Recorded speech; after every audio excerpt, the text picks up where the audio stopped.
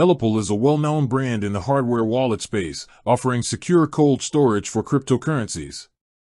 Their system often involves a secret recovery card for backup.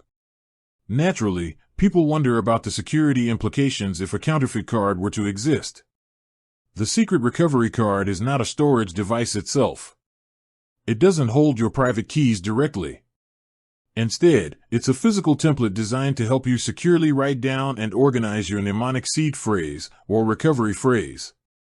This phrase, typically a sequence of 12 or 24 words, is the true backup to your crypto funds. A fake ELLIPAL card, assuming it perfectly replicated the look and feel of the official card, would essentially be a blank piece of imitation plastic or metal.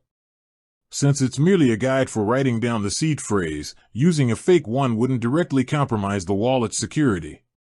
The critical factor is what you write on the card and how you store that information.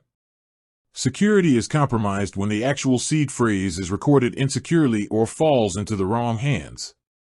For instance, if you were tricked into using a fake card that somehow secretly imprinted the phrase, or if the fake card came pre-filled with a malicious, compromised phrase, then there would be a risk. However, the genuine ELLIPAL setup requires you to generate and manually transcribe the phrase onto the card.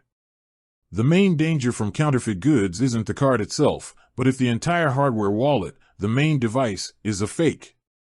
A compromised wallet could preload a malicious seed phrase or contain hidden software designed to steal your funds. Always purchase ELLIPAL products directly from the official website or an authorized retailer to guarantee the authenticity of the hardware wallet.